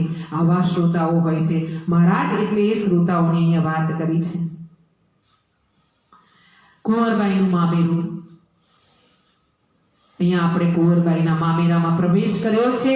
મહારાજ એવું બન્યું છે કે કંકોત્રી લખાય છે અને કુંવરબાઈના સસરા શ્રી રંગજી જે છે એ બહુ જ મહાન માણસ છે, બહુ સજ્જન વ્યક્તિ છે, પણ કુંવરબાઈના સાસુ છે તે ઘણા જ વિચિત્ર છે, મહામંગલા છે મહારાજ. અને કુંવરબાઈના આ શ્રીમંતનો સમય આવ્યો છે. એ શ્રીમંતના સમયને ધામધૂમથી ઉજવવા માટે, કારણ કે કુંવરબાઈના સાસરી પક્ષવાળા બહુ જ ધનવાન છે, અમીર છે અને પૈસાદાર છે, એટલે ધામધૂમથી આ પ્રસંગને ઉજવવા માંગે છે, આ ખુશીને ઉજવવા માંગે છે. એટલા માટે શ્રી રંગજીએ કંકોત્રી છપાવી છે. કંકોત્રીમાં કુમકુમ પત્રિકામાં બધાને કુમકુમ પત્રિકા આપવામાં આવી છે, પણ સાસુ દ્વારા કહેવામાં આવ્યું છે કે કુંવરબાઈના પિતાજીને આપણે કુમકુમ પત્રિકા મોકલવાની નથી. આ સાંભળીને કુંવરબાઈના હૃદયમાં જાણે કે ઘા પડી ગયા છે. દીકરી હોય ને એ પોતાના પિતાના નામે જ્યારે પણ કોઈ વાત થાય ને આ અવળી ત્યારે દીકરીના હૃદયમાં ઘા પડે છે. એને હૃદયમાં દુઃખ થાય છે કે મારા પિતાને માટે આવા શબ્દો કહેવામાં આવ્યા. જ્યારે પણ દીકરી જન્મ લે ને ત્યારે એક સુંદર કથા છે કે એક રજવાડું હતું ને, રજવાડામાં એક મનાઈ હતી કે રજવાડામાં ડેલીએ એટલે કે મહારાજની ડેલીએ, દરબારની ડેલીએ બધાએ આવવું ખરું, પણ આવે કહુંબા પાણી કરવા, પણ એ ડેલી આગળથી કે ડેલીમાંથી પસાર થતા કોઈએ ખોખારો નહીં ખાવો. આ ખોખારો કહેવાય. આ ખોખારો કોઈ નહીં ખાવો. અને આ ખોખારો એટલે દરબાર માટે એક વટની વાત કહેવાય. અને આ દરબારની ડેલી આગળથી પસાર થતા કોઈએ ખોખારો નહીં ખાવો, આવું જાહેર એક વાત મૂકવામાં આવેલી હતી. પણ રોજ એક દરબાર પોતાની ઘોડી પર બેસીને આ ડેલી આગળથી સવારના પસાર થાય, એક જ સમયે પસાર થાય, અને પસાર થાય ત્યારે ડેલીમાં દરબારના સામે ડેલીમાં જોઈને પોતાની મૂછ ઉપર તાવ આપે, વળ આપે અને પછી ખોખારો ખાય. આમ ખોખારો ખાઈને આગળ વધે. આ એનો રોજનો નિયમ કહેવામાં આવે કે ખોખારો ખાય એને તે જ સમય એટલે આજથી ઘણા વર્ષો, એક યુગ પહેલાની વાત છે. એટલે દરબારને કહેવામાં આવેલું હતું કે જે અહીંયા ખોખારો ખાશે એને 100 રૂપિયાનો દંડ કરવાનો. એટલે 100 રૂપિયા દંડ ભરે, ખોખારો ખાય, મૂછ પર તાવ આપે ને પોતાની ઘોડીને આગળ લઈને નીકળી જાય. રોજનો આ નિયમ, 100 રૂપિયા ભરે, ખોખારો ખાય અને મૂછ પર તાવ દે. આમ કરતા કરતા વર્ષો વીતી ગયા. પેલા દરબારે કોઈ દિવસ પોતાનો ખોખારો બંધ ન કર્યો. એક દિવસ એવું થયું કે પેલો દરબાર સવારના સમયમાં આવ્યો નહીં, ખોખારો ખાધો નહીં, મૂછને વળ ન દીધી. અને એ જોઈને એ વિચાર કરીને જે ડેલીમાં દરબાર બેઠેલા હતા, મહારાજ બેઠેલા હતા, એમણે પોતાના સૈનિકોને મોકલ્યા અને દરબારને ત્યાં મોકલીને પૂછાવડાવ્યું કે આજે ક્યાં દરબાર નથી આવ્યા? જો દરબારને પૈસાની ખોટ પડી હોય તો 100 રૂપિયા મહારાજ ભરશે તમારા વતીના, પણ તમે આવો, ખોખારો ખાઓ. અમને એમ થાય છે કે તમે ખોખારો ખાઓ છો તો અમારા રાજ્યમાં વીર પુરુષો વસે છે, છાતીવાળા પુરુષો વસે છે, એટલે કોઈ પુરુષ છે એવું અમને લાગે છે. એના માટે તમને આ નિયમથી અમે આઘા નથી કર્યા, કોઈ દિવસ તમને પકડ્યા નથી. તમે આવો, રાજના ડેલી આવીને ખોખારો ખાઓ. તમારું જે પણ કરજ થશે 100 રૂપિયા ચૂકવવાનું એ રાજ દરબાર તરફથી ચૂકવવામાં આવશે. પણ મહારાજ પેલા દરબારે ના પાડી છે. એટલે રાજાએ ફરમાન કર્યું છે કે તમે દરબાર સાહેબમાં હાજર થાઓ. પેલા દરબાર આવ્યા છે, 2 હાથ જોડીને માથું નીચું કરીને ઊભા રહ્યા છે. જે રોજ ખોખારો ખાય, પોતાની મૂછને વળ આપે અને પછી ખોખારો ખાઈને 100 રૂપિયા ભરીને જતો, એ દરબાર આજે હાથ જોડીને દરબાર સાહેબમાં માથું નમાવીને ઊભો છે. માથું ઝૂકેલું જોઈને પેલા રાજાએ પૂછ્યું છે, દરબાર સાહેબે પૂછ્યું છે, કા દરબાર આજે તમારું માથું નીચું કેમ છે? પેલા દરબારે કીધું છે, મારા ઘરે આજે દીકરીનો જન્મ થયો છે. ઓહો, સુંદર મજાની વાત કરી છે. શું વાત કરી છે? મારા ઘરે આજે દીકરીનો જન્મ થયો છે. ઓ, એમ વાત છે, દીકરીનો જન્મ થયો છે. કહેવાય કે જે દીકરીનો બાપ હોય ને તેને સમાજમાં માથું ઊંચું કરીને ચાલવાની ત્યારે હેસિયત નહોતી રાખતા. જેના ઘરે દીકરી હોય ને એનો બાપ હંમેશા માથું નીચું રાખીને જ ચાલતા શીખતો હતો. કેમ કે દીકરીને ક્યાંક વડાવીએ અને આપણી દીકરીથી ક્યાંક ભૂલ થાય ને તો માથું નીચું કરીને 2 હાથ જોડીને ક્ષમા માંગવી પડે. પણ દીકરીઓ પણ એવી જન્મ લેતી એ સમયમાં, ને હવે જોવો તો પણ દીકરીઓ એવી છે કે પોતાના બાપનું નામ ઉજળું કરે, એનું નામ દીકરી. 3 કુળને તારે, એનું નામ દીકરી. અને દીકરી એટલે બાપના હૃદયનું કાળજાનો કૂટકો, એનું નામ દીકરી. અને એટલે તો કોઈ કવિએ ગાયું છે, કાળજા કેરો કટકો મારો ગાંઠથી છૂટી ગયો, લૂંટાઈ ગયો મારો લાડ ખજાનો, કાગ હું જોતો રહ્યો, કાળજા કેરો કટકો મારો ગાંઠથી છૂટી ગયો. દીકરી હશે ને ભાઈ તો તમારે મહારાજ એ તમને પરણાવ્યા પછી પણ ક્યાંક ખબર પડશે ને કે મારા બાપને તકલીફ છે તો પોતાના સાસરી વાળાને કહીને તમારા ઘરે દોડતી આવશે, સેવા કરશે તમારી. અને દીકરો હશે ને તો કદાચ એવું પણ બની શકે કે તમારો દીકરો તમારા જ ઘરમાં બેસીને ભાગ માંગશે ને વહુને લઈને જુદો થઈ જશે. હા, એટલે દીકરી હોય ને ત્યાં સુધી અભિમાન કરતા શીખજો. દીકરી હવે પારકું ધન નથી, દીકરી ક્યાંય સાપનો ભારો નથી. દીકરી એટલે તો પિતાના હૃદયનો એક એવો ખૂણો છે કે જ્યાં પિતા પોતે બે આંસુ સારવા હોય ને હૃદયની વાત કરવી હોય ને તો દીકરીને કરી શકે. એનું નામ દીકરી છે. હા, હવે દીકરીઓને સાપનો ભારો સમજવો એ તો મોટું પાપ છે. મહારાજ એકવાર જો કોઈ એમના સાસરી પક્ષમાં દીકરીને રોકે ને મા બાપની તકલીફમાં જતા, તો કદાચ સાસરી પક્ષને કહી દે કે તમારો ને મારો સંબંધ આજથી પૂરો થયો, પણ જન્મ દેનાર મા બાપ પાસે દોડતી આવી જાય, પોતાનું જીવન બગાડીને મા બાપની સેવા કરી નાખે, એનું નામ દીકરી છે. હા, દીકરી મારી લાડકવાઈ દેવની દીધેલ છે, એ સુવે તો સાંજ પડે ને જાગે તો સવાર, દીકરી મારી લાડકવાઈ છે. હા, તો મહારાજ એવી દીકરી કુંવરબાઈ કે જે સંસ્કારી છે, નરસિંહ મહેતાનું લોહી છે, એણે કોઈ દી પોતાના સાસરીમાં અવાજ ઊંચો નથી કર્યો, જેણે સાસરી પક્ષમાં કોઈને પોતાની પગની પાણી બતાવી નથી, લાંબો છાતી સરસો ઘૂંઘટ છાડ રાખીને પોતે બધાની મર્યાદા રાખી છે, ક્યારેય ઊંચા અવાજે પોતાનો અવાજ પોતાના સાસરી પક્ષમાં કોઈને સંભળાવ્યો નથી. પોતે સારું નરસું બધું સાંભળીને પોતાનું જીવન જીવી રહી છે. ક્યારેય ફરિયાદ નથી કરી પિતાને જઈને કે મારી સાસરીમાં મને આ તકલીફ છે. પણ આજે જ્યારે એમના સાસુએ કીધું છે કે એના પિતાને આપણે કુમકુમ પત્રિકા નથી દેવી, ત્યારે એ દીકરીએ આ વાતનો વિરોધ કર્યો છે. પહેલી વાર કુંવરબાઈના મોઢામાંથી જીભ બહાર આવી છે, ઘૂંઘટ લાંબો તાણ્યો છે, સસરાજીને નમસ્કાર કરીને પ્રણામ કર્યા છે અને કીધું છે પ્રણામ કરું છું, જય શ્રી કૃષ્ણ, રાધે શ્યામ બાપુજી, પણ મારા પિતાજીને જુનાગઢ કુમકુમ પત્રિકા મોકલજો એવી મારી તમને યાચના છે, મારી અરજી છે કે મારા પિતા ભલે ભગત છે, નરસિંહ મહેતા ભલે કાવડ અને કરતાલ વગાડે છે, પોતે ભલે પ્રભુનું નામ સ્મરણ કરે છે, પણ એમના શક્તિ પ્રમાણેની ભક્તિ તો એમની દીકરીના ઘરે કરશે જ. એમણે મારા લગ્નમાં પણ તમારા બધાનું સન્માન જાળવ્યું છે, તો હવે પણ તમારું સન્માન જળવાય એ રીતે જ આવશે. એટલે મહેરબાની કરીને દયા કરીને મારા પિતાજીને નિમંત્રણ આપવાનું ન ચૂકશો, મારી પર દયા કરજો બાપુજી, અને મારા પિતાને જુનાગઢ નિમંત્રણ આપજો, કુમકુમ પત્રિકા મોકલાવજો મારા બાપુજીને. વહુવારુના આવા આંસુ ભર્યા શબ્દો સાંભળીને શ્રીરંગમેના હૃદયને કાળજાને ઠેસ પહોંચી છે. એમણે એક પંડિતને બોલાવ્યા છે. કહેવાય છે કે ખોખલા પંડ્યા નામનો આ પંડિત છે. આ ખોખલા પંડ્યાને કુમકુમ પત્રિકા આપવામાં આવી છે. આ પંડ્યા જે મહારાજ છે, પંડિત છે, તે લઈને આ કુમકુમ પત્રિકા હોંશે હોંશે ચાલવા માંડ્યા છે. વૃદ્ધ છે, ઘણા વૃદ્ધ હોવાને કારણે શરીર અશક્ત છે, અને આ કુમકુમ પત્રિકા લઈને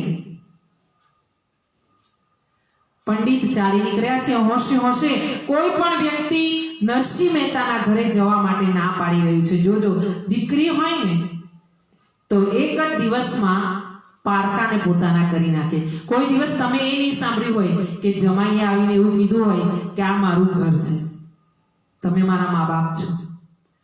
લગભગ એવું નહીં થયું હોય કે પૂરા હૃદયથી, કદાચ ઉપરથી જમાઈ બોલ્યા હશે, પણ હૃદયથી કોઈ દિવસ એવું વર્તન નહીં કર્યું હોય કે આપણાને એમ લાગે કે જમાઈનું જ આ ઘર છે, અને જમાઈ પોતાનું ઘર સમજીને જ આ સાસરી પક્ષ એટલે દીકરીના ઘરને સમજી રહ્યા છે, મા બાપ સમજી રહ્યા છે, પોતાના સાસુ સસરાને. પણ એક દીકરી એવી હોય છે, પોતાના માતા પિતાને છોડીને જાય અને સાસુ સસરાને એક જ દિવસના પોતાના બનાવી દે, અને પછી કે મારું ઘર, મારું ઘર. પારકાને પોતાના કરે એનું નામ દીકરી હોય છે. મહારાજ આ ખોખલા પંડ્યા જે નીકળ્યા છે કુમકુમ પત્રિકા લઈને, એટલા માટે નીકળ્યા છે કે લગ્ન વખતે આ જ્યારે કુંવરબાઈના લગ્ન થયા હતા ને, ત્યારે નરસિંહ મહેતાએ આ પંડ્યા જે મહારાજ છે ને પંડિતજી, એને પણ ખૂબ જ દાન દક્ષિણાથી ભરપેટ ભંડાર ભરી દીધા હતા એના. એટલે આ પંડ્યાજીને એમ છે કે આજે પણ કુમકુમ પત્રિકા લઈને જઈશ એટલે મને પાછા નરસિંહ મહેતા દાન દક્ષિણા અઢળક આપશે, બંને હાથે મારા ઉપર દાન દક્ષિણાનો વરસાદ કરશે. આમ વિચારીને એ જઈ રહ્યા છે. ગોવિંદ તો મહારાજ આ બાજુ કુમકુમ પત્રિકા લઈને જઈ રહ્યા છે. જ્યારે ખોખલા પંડ્યા ત્યારે સાથે કુંવરબાઈએ એક પત્ર લખીને છાનો માનો એ પંડ્યાજીને આપ્યો છે. એ પંડ્યાજીનો પત્ર લખેલો છે તે કુંવરબાઈએ લખ્યો છે, પોતાના હાથે લખી અને છાનો માનો આપ્યો છે. અને એમાં લખ્યું છે, પિતાજી મારા સાસરી પક્ષની હેસિયત પ્રમાણે મામેરું લઈને આવજો, મોસાળું લઈને આવજો, નહીતર તમે ન આવતા. કારણ કે તમે જો આવશો ને તો તમારી હાસી થશે. હા, સાધુ સંતોને લઈને બાબાઓને લઈને આવશો ને તો મારી ઉપર હાસી થશે. મને વેણ કહેશે, મારી સાસુ મારા સાસરિયા મને ન બોલવાના વેણ બોલશે. માટે પિતાજી આ કુમકુમ પત્રિકા મળે ને પછી તમારી સગવડ કરજો, અને સગવડ ન થાય ને તો આ પ્રસંગમાં આવશો નહીં. પુત્રીએ પોતાના હૃદય ઉપર પથ્થર મૂકીને આ શબ્દો લખ્યા છે. કારણ કે પિતા આવે અને પિતાને પોતાની હાજરીમાં સન્માન ન થાય, અપમાન થાય, ત્યારે કોઈ પુત્રી પોતાના પિતાનું અપમાન સહન ન કરી શકે. મહારાજ આ ચિઠ્ઠી બંને લઈને જા પંડ્યાજી પહોંચ્યા છે. અડધે રસ્તે ગયા છે, ત્યાં થાકી ગયા છે. પ્રભુએ પોતાનું વિમાન મોકલ્યું છે, ખોખલા પંડ્યાને બેસાડ્યા છે. ધન્ય છે પંડ્યાજી કે એમને પણ નરસિંહ મહેતાના કારણે વિમાનમાં સદેહ હરિઓમભાઈ બેસવાનો સમય મોકો મળ્યો છે. ને મહારાજ એવું બન્યું છે કે વિમાને એમને જુનાગઢ પહોંચાડી દીધા છે. નરસિંહ મહેતાનું ઘર પૂછ્યું છે. ખોખલા પંડ્યાએ ફરીવાર આવ્યા ત્યારે તો ઘણા વર્ષે આવ્યા છે એટલે ઘર ભૂલી ગયા છે. લોકોએ કીધું કે જ્યાં તને ટીલા ને ટપકા તાણેલું દરવાજો મળે ને એ નરસિંહ મહેતાનું ઘર. હા, કોઈ ભગતનું ઘર જોવું હોય ને તો તમારે જોઈ લેવાનું કે ભગતનું ઘર હશે ત્યાં વધારે પડતા ટીલા ટપકા, ભગવાનના ફોટા ને આ ને તે ને સ્વસ્તિક ને ઓમ. એટલે ટીલા ટપકા એટલે ભગવાનના નામનો સ્વસ્તિક અને ઓમ પાડેલો હોય એટલે માની જવું કે આ ભગતનું ઘર છે. આ તો વૃદ્ધ બ્રાહ્મણ છે એટલે ધીરે ધીરે ચાલ્યો છે. એક હવેલી આવી છે ને ત્યાંના દરવાજે અને સ્વસ્તિક અને ઓમ ને ચાંદલા ને બધું જોયું છે એટલે સમજી ગયા છે. જાઓ હરિઓમભાઈ, ત્યાં જ બેસો. એટલે આ ટીલા ટપકા વાળા બારણે એમણે પ્રવેશ કર્યો છે. અંદર ગયા છે, થોડુંક ચાલ્યા છે, ત્યાં એમની ધોતીમાં પગ અટવાયો છે અને પંડ્યા ભાઈ તો કલોમટું ખાઈને અંદર ગોટોડિયું ખાઈ ગયા છે અને જઈને પડ્યા છે નરસિંહ મહેતાના ચરણોમાં. નસીબ વાળા છે કે નરસિંહ મહેતાના ચરણોમાં પડ્યા છે એટલે ત્યાં બેઠેલા બધા સાધુડાઓ બધા હસવા માંડ્યા છે. જે ડેડીની અંદર કોઈ બીજું દેખાતું નથી, બસ સાધુડાની જમાત છે. અને બધા સાધુડાઓ, કોઈએ મંજીરા, કોઈએ કરતાલ, કોઈએ તંબુરો પકડ્યો છે, કોઈએ એકતારો પકડ્યો છે, કોઈએ ડોકડ પકડી છે અને કોઈએ ઢોલકા પકડ્યા છે. અને આ રીતે પોતે બધા ભગવાનના ભજન ગાઈ રહ્યા છે. એવા સમયે આ પંડ્યાજી ત્યાં આવ્યા છે. આવ્યા એવા પડ્યા છે. નરસિંહ મહેતાએ ઊભા કર્યા છે અને પછી કુમકુમ પત્રિકા હાથમાં લીધી છે. કુમકુમ પત્રિકા આપતા કીધું છે કે તમારા વેવાઈએ તમને આ પત્રિકા આપી છે અને તમારી દીકરીનું શ્રીમંત છે, તમારે આવવાનું છે. સાથે તમારી દીકરીએ આ તમને એક ચિઠ્ઠી પણ દીધી છે, એ પણ તમે વાંચી લેજો. અને આમ કરીને તેમને પ્રણામ કર્યા છે. આ બાજુ નરસિંહ મહેતાએ કુમકુમ પત્રિકા ખોલી છે અને કુમકુમ પત્રિકા વાંચીને પોતે હરખ ગયેલા થયા છે. સાધુડાઓને કીધું છે, અરે ભરતગીરી, અરે ભાઈગીરી, એ અભયગીરી, અરે આવો આવો, આપણે તો મારી દીકરીના શ્રીમંતમાં જવાનું છે, આપણાને નિમંત્રણ આપ્યું છે, ચાલો આપણે તૈયારી કરો, તમે જઈને ક્યાંકથી બળદગાડું લાવો, હું અહીંયા બીજી તૈયારી કરું છું. આપણે તો આજે જ શ્રીમંતમાં જવાની તૈયારી કરવાની છે, અંજાર ગામ જવાનું છે. મહારાજ નરસિંહ મહેતાના આનંદનો પાર નથી. ગોવિંદ અને નરસિંહ મહેતાએ આ ખોખલા પંડ્યા મહારાજને પોતાની યથાશક્તિ ભોજન કરાવ્યું છે. કોઈ જગ્યાએ કીધું છે કે ભોજન માંગવા સીધું માંગ્યું છે ત્યારે કીધું છે કે સીધામાં તો આ રામજીનું નામ ને તુલસીની માળા છે. આ કમંડળ લ્યો, ગામમાં જઈને ભિક્ષા માંગી લાવો, મને પણ જમાડો ને તમે પણ જમો. હા, કારણ કે નરસિંહ મહેતા એટલે તમે જોજો સમાજમાં ક્યાંક એવી કોઈ વ્યક્તિ હોય કે જે ભગવાન ભરોસે બધું ચલાવતા હોય ને એને નરસિંહ મહેતા કહે. હા, નરસિંહ મહેતા એટલે ભગવાન ભરોસે, રામ ભરોસે, એનું નામ નરસિંહ મહેતા છે મહારાજ. હા, અહીંયા પંડ્યાજીને જમાડીને તૃપ્ત કરવામાં આવ્યા છે અને પછી એમને વિદાય કરી છે. આ બાજુ નરસિંહ મહેતા અને પેલા બધા જે સાધુડાઓ હતા તે ભેગા થઈને ગામમાં પોતાના સગાવાલાને ત્યાં ગાડું એટલે ડમણીઓ હોધવા ગયા છે. શોધતા શોધતા નરસિંહ મહેતા હર્યો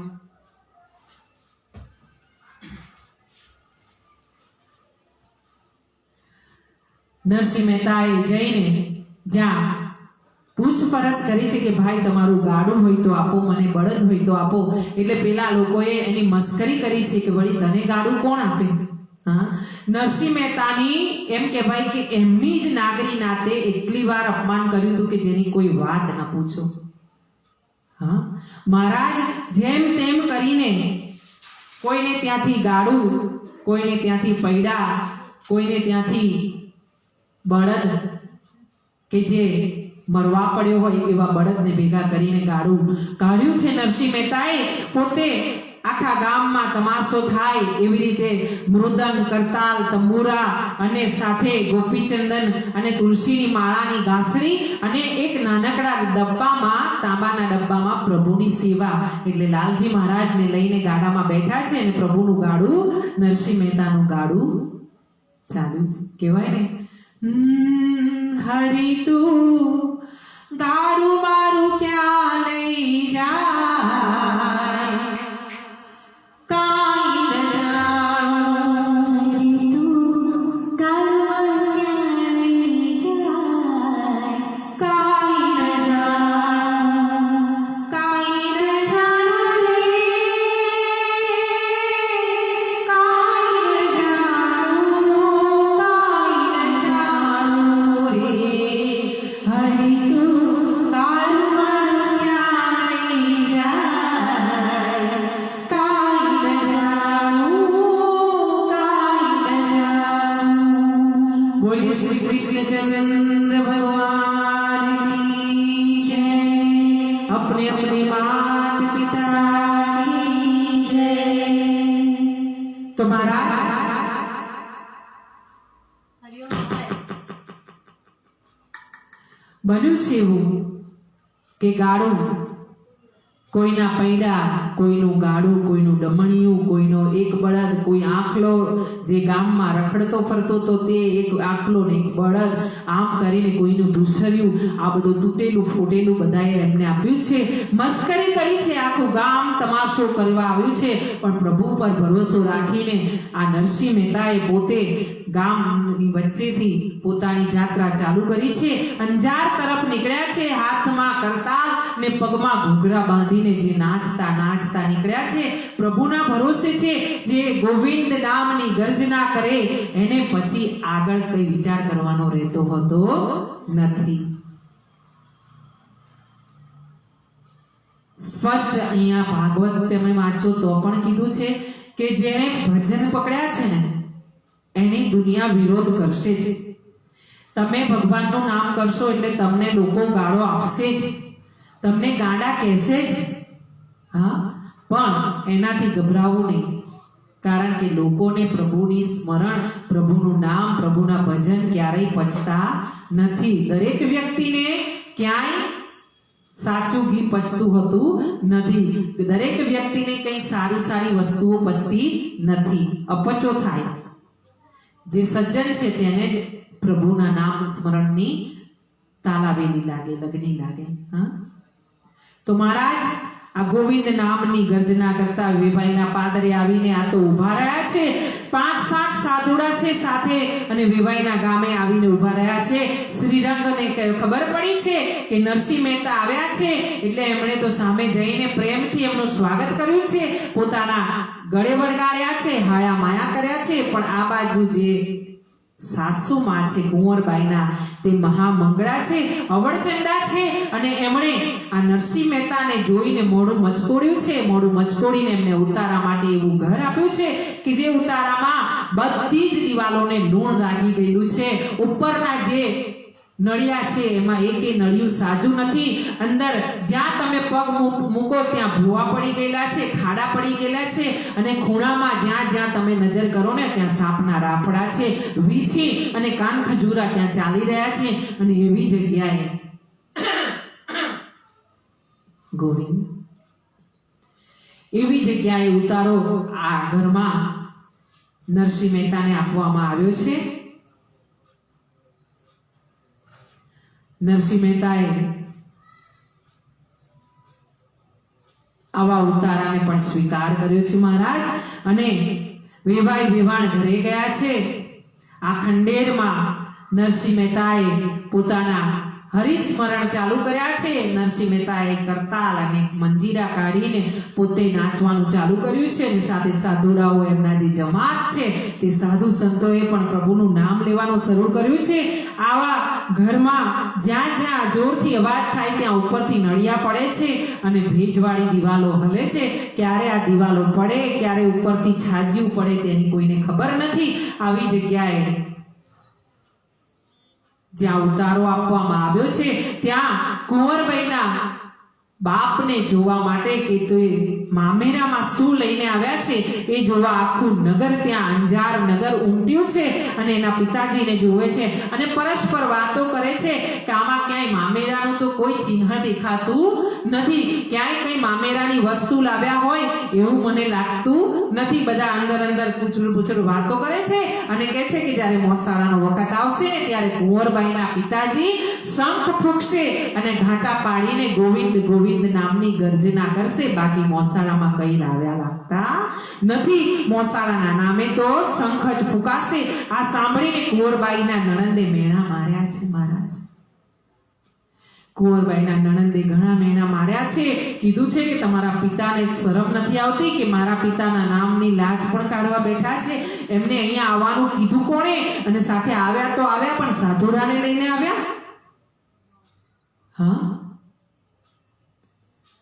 આ સાંભળીને કુંવરબાઈ પિતા પાસે ગયા છે. પિતા પાસે જઈને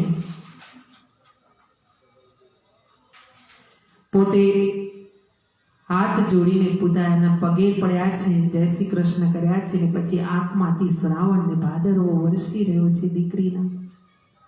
કુંવરબાઈ રડી રહ્યા છે અને પિતાને કીધું કે પિતાજી, તમને મેં ના પાડી હતી આવવાની. મેં કઠણ કાળજી લખ્યું હતું કે તમે ન આવતા, પણ છતાં તમે આવ્યા છો. આપણી લાજ કેમ કરીને રહેશે? કુંવરબાઈએ કહ્યું, નરસિંહને કહ્યું છે, તમે આ રીતે આવ્યા છો તમારા ખાનદાનની અને મારી મસ્કરી કરે છે લોકો.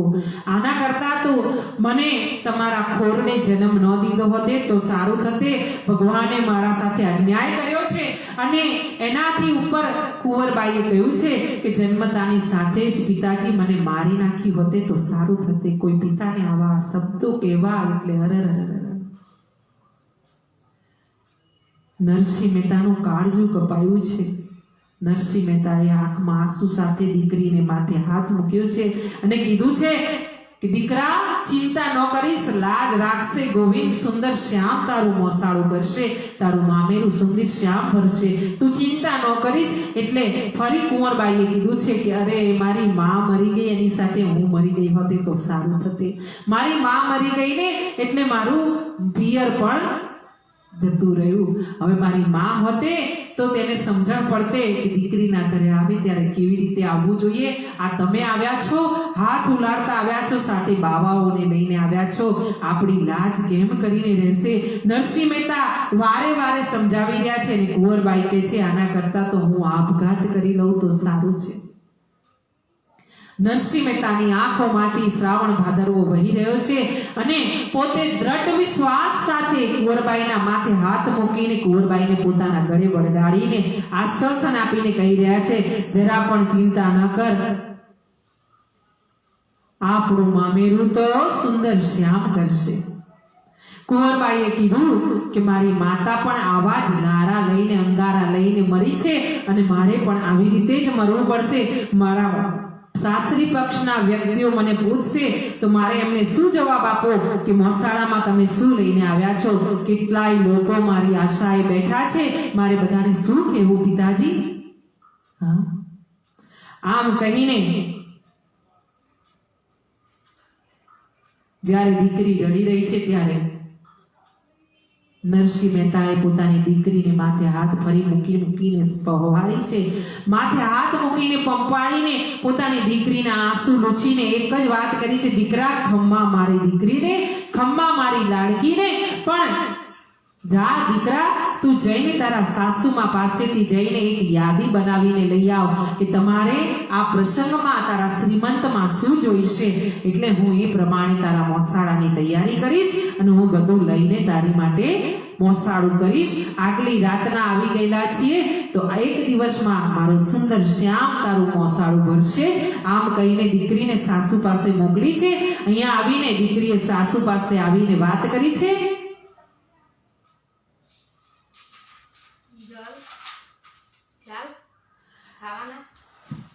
સાસુમાએ આવીને કુંવરબાઈની વાત સાંભળી છે અને પછી મજાક કરીને, મસ્કરી કરીને કવેણ સંભળાવ્યા છે અને કહ્યું છે કે તમે તમારા પિતાજીની હાલત તો જોઈને આવ્યા છો ને? તમને ખબર છે ને કે તમારા પિતાજી શું લઈને આવ્યા છે? આ બાજુ કુંવરબાઈની વડસાસુએ સાસુ જ્યારે તેને ગાળો દેવા માંડી, મોટા મોટા અપશબ્દ કહેવા માંડી, ત્યારે વડસાસુએ નાટક કર્યું છે અને કીધું છે, ના ના, તું કુંવરને કઈ ન કહેતી, કુંવર તો હજુ નાની છે, એને શું સમજણ પડે? આવ દીકરા કુંવર, હું તને સમજાવું છું કે શ્રીમંતમાં શું શું લાવવાનું હોય.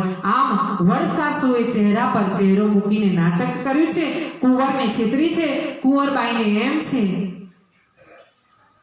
ગોવિંદ, કુંવરબાઈની મનમાં એમ થયું છે કે લાગે છે કે મારા વડસાસુ મારા પક્ષમાં છે, મને સારી રીતે વાત સમજાવશે અને મારા પિતાજીની હેસિયત પ્રમાણે લાવવાની યાદી મને આપશે. એટલે કુંવરબાઈ વડસાસુના પગ દબાવ્યા છે, વડસાસુને ચરણ સ્પર્શ કરીને ત્યાં બેઠા છે. વડસાસુએ લખવાનું શરૂ કરાવ્યું છે અને શરૂ કરાવીને નણંદને કીધું છે કે તું લખ, કુંવર સાથે બેસ અને આ યાદી લખો.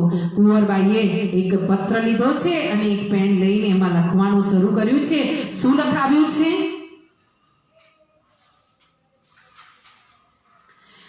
કીધું છે કે તમે 25 મણ સોપારી લાવો છો. તારા પિતાજીને કહેજે આપણા ઘર પ્રમાણે 25 મણ સોપારી, જ્યાં લગ્ન હોય તો 2 સોપારીમાં બધી વિધિ પતી જતી હોય, અહીંયા વડસાસુએ 25 મણ સોપારી મંગાવી છે. 7000 શ્રીફળ સુકનમાં મંગાવ્યા છે. વિચાર કરજો, કુંવરબાઈ ભારે હૃદયે આ બધું લખી રહી છે. બ્રાહ્મણોને આપવા માટે પંચવસ્ત્ર દાન, 100 વાઘા, 700 રેશમી સાડી, દરિયાઈ સાડી 1500. હા, આ દરિયાઈ સાડી 1500 લાવવાની છે. સાથે 25 મણ કંકુ લાવજો. જો કંકુ ઉપયોગમાં નહીં આવે તો પછી આ દિવાળી આવશે ત્યારે કંકુ વડે આખું ઘરને કલર કરી લઈશું. આમ વિચારીને આ 95 વર્ષની ડોસીએ કાવતરું કર્યું છે. અને જો કેવો નરસિંહ મહેતાનો ષડયંત્ર રચાઈ રહ્યું છે નરસિંહ મહેતા માટે. હા, કહેવાય ને કે બહેનોની બુદ્ધિ પાણી પર હોય છે. ભલે અમુક વિદુષીઓ હોય છે પણ લગભગ બહેનોની આંખોમાં ઈર્ષા હોય છે. આ ઈર્ષા એટલે એટલી ખરાબ હોય છે કે જેનાથી ઘણા વ્યક્તિઓના જીવન બરબાદ થઈ જાય છે. કોઈ સ્ત્રીને ન સમજી શકે ને ત્યારે દુઃખ થાય છે. પૈસાદાર પરિવાર છે ને છતાં પણ આટલું બધું મામેરામાં મંગાવી રહ્યા છે. સુકનમાં 1000 થાન સાલ અને દોસાલા કાપડના, 1000 થાન, 80,000 કરોડ, 80,000 કરોડ સોનાની મહોરો.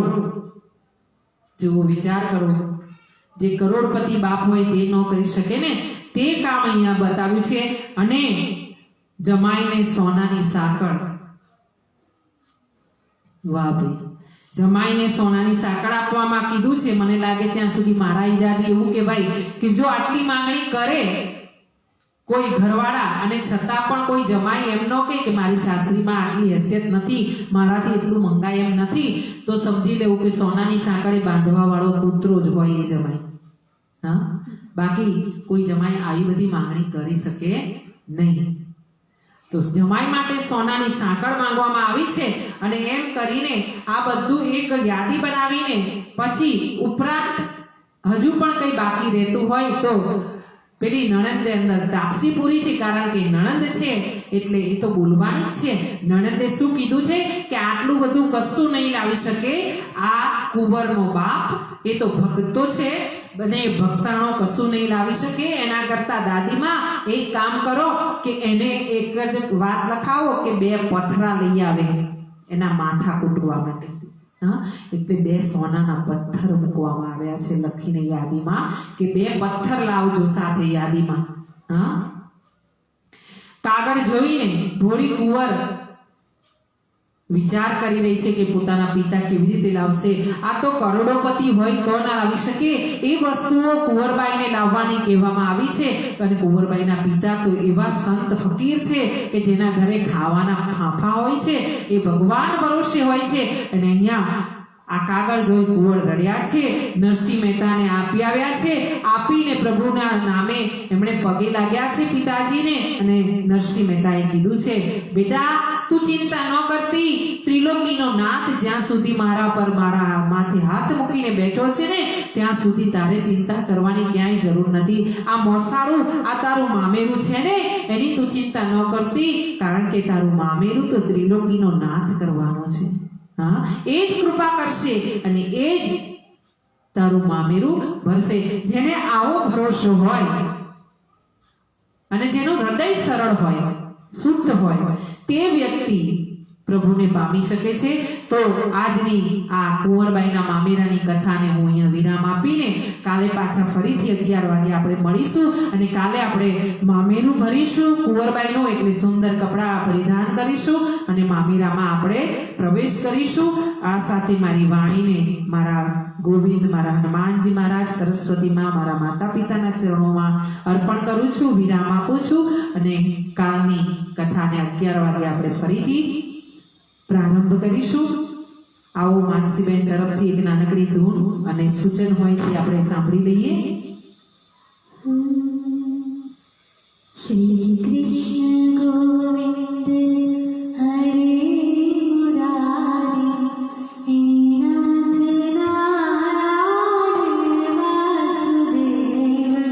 શ્રી કૃષ્ણ ગોવિંદ હરે મુરારી, હે નાથ નારાયણ વાસુદેવ. હે નાથ નારાયણ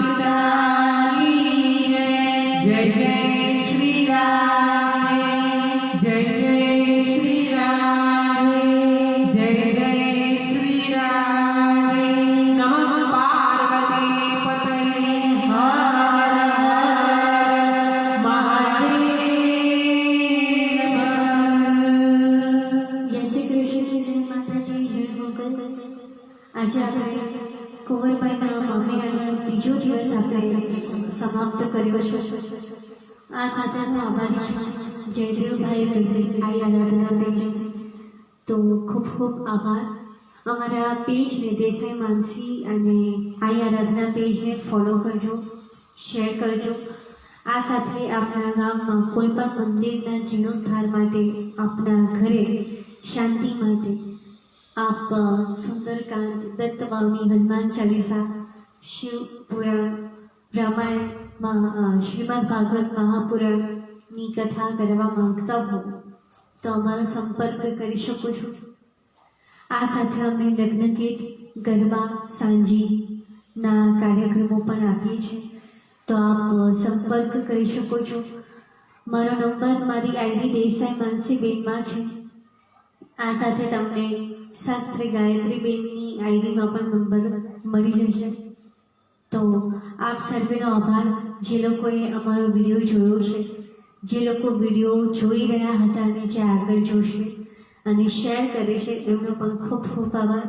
જય શ્રી કૃષ્ણ, જય માતાજી, જય મુકર, રાધે રાધે.